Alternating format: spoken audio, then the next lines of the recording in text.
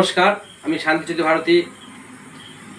আমাদের বর্তমান ভারতবর্ষ তথা পশ্চিমবঙ্গের সনাতন হিন্দুদের কাছে আমার একটা বিনম্র অনুরোধ, করজোড়া অনুরোধ, সকলেই কম করে 2জন বাচ্চা নেন। এত বড় আমাদের ভূভাগ ভারতবর্ষ, 140 কোটি জনগণ কিছুই নয়। আমাদের যা ক্যাপাসিটি আছে, যে দেশে একটা ধান লাগালে কয়েক হাজার ধান হয়, যে দেশে একটা আমের গাছ লাগালে কয়েক হাজার নয় কয়েক কোটি আম হয়, সে দেশে অভাব হতে পারে না। যে অভাবটা বর্তমান আছে এটা সাময়িক, এটা অভাব কিছুই নয়। আর এই সমস্ত প্রপার্টি সম্পত্তি আমরা যে তৈরি করছেন, তাদের সেগুলো কে মেনটেন করবে?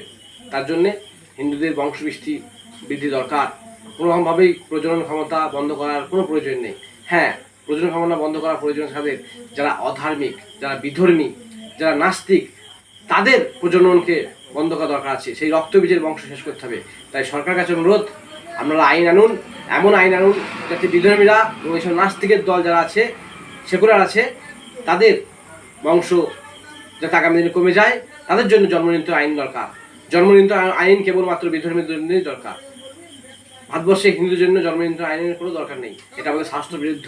এবং সকল সনাতনীদের উদ্দেশ্যে বলছি, আপনারা জন্মনিয়ন্ত্রণ যতটা পারেন এড়িয়ে চলুন। জয় শ্রীরাম, জয় শ্রীকৃষ্ণ। ভারত মাতা কি জয়।